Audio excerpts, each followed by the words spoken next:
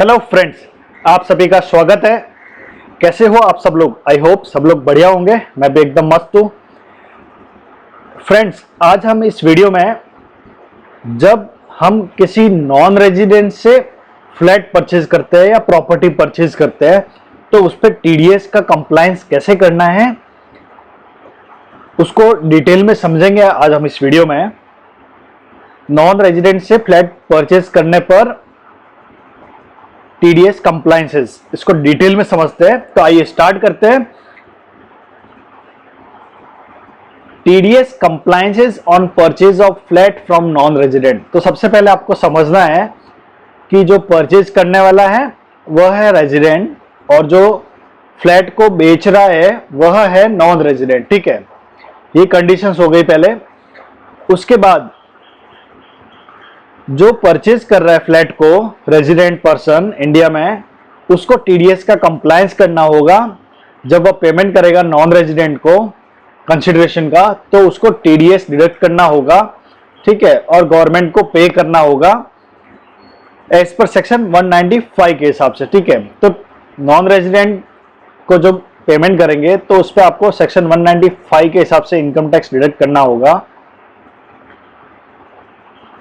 Seller कौन है? Non resident. ठीक है, अभी देखिए कितना अमाउंट होगा, थ्रेशोल्ड लिमिट क्या है टीडीएस की। तो सेक्शन 195 में टीडीएस की कोई थ्रेशोल्ड लिमिट नहीं है।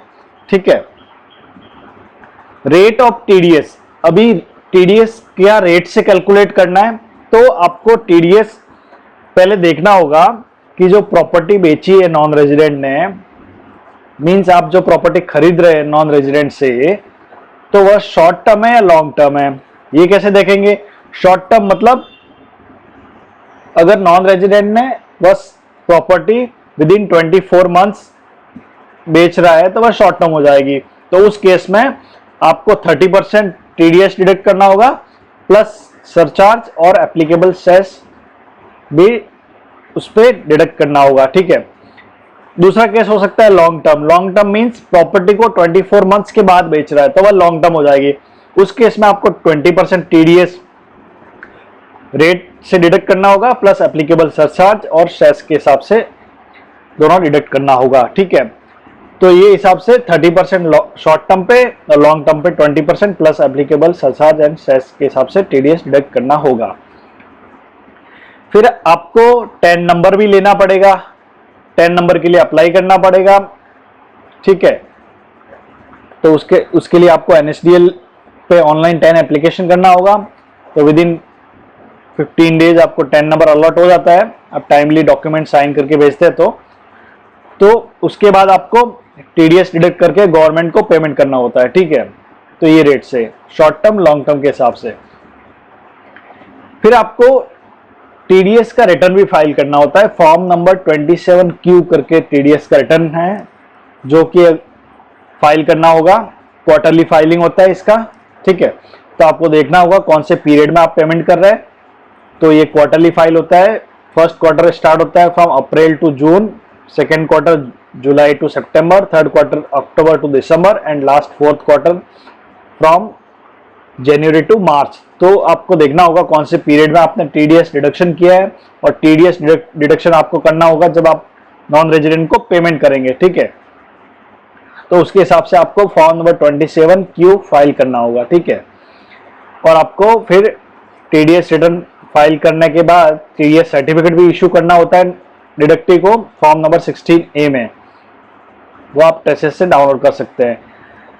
आपको टीडीएस का पेमेंट कब करना है? देखो, डिडक्शन करना है at the time of payment. जो महीने में आप पेमेंट कर रहे हैं उस टाइम टीडीएस डिडक्ट कर लेना है। ठीक है, लेकिन आप पेमेंट कब करेंगे उसके अगले महीने की 7 तारीख तक आपको पेमेंट कर देना है टीडीएस का। ठीक है, फिर टीडीएस रिटर्न की ड्यू डेट क्या होगी? जैसा आप 26Q फाइल करते हैं उसके हिसाब से क्वार्टरली 27Q भी फाइल होता है। सेम ड्यू डेट है इसके लिए भी। फिर टीडीएस सर्टिफिकेट आपको विद इन 15 डेज इशू करना होता है from due date of TDS return. ठीक है, तो आपको नॉन रेजिडेंट से फ्लैट परचेज करने पे सबसे पहला टीडीएस डिडक्ट करना होगा शॉर्ट टर्म लॉन्ग टर्म के हिसाब से देख के। उसके बाद आपको टीडीएस को डिडक्ट करके गवर्नमेंट को पे करना होगा। आपको 10 नंबर लेना होगा, फिर आपको टीडीएस रिटर्न फाइल करना होगा, फिर आपको टीडीएस सर्टिफिकेट ट्रेसर से डाउनलोड करके डिडक्टिव को देना होगा। ये सब कंप्लाइंसेस आपको टाइमली करना होगा, अदरवाइज आपको इंटरेस्ट, लेट फीस वगैरह लग सकता है। ठीक है, अगर आप ये कंप्लाइंस नहीं करते तो आपको हैवी पेनल्टी लग सकती है, जो कि टीडीएस अमाउंट प्लस इंटरेस्ट के इक्विवेलेंट हो सकती है। तो आपको ये ध्यान रखना है कि जब आप नॉन रेजिडेंट से कोई फ्लैट परचेज कर रहे हैं या प्रॉपर्टी परचेज कर रहे हैं तो आपको ये टीडीएस का कंप्लायंस करना बहुत ही जरूरी है। आई होप फ्रेंड्स आपको समझ में आ गया होगा डिटेल में। अगर इससे रिलेटेड आपको फिर भी कोई क्वेश्चन है, आप मुझे कमेंट करके पूछ सकते हैं। Thank you.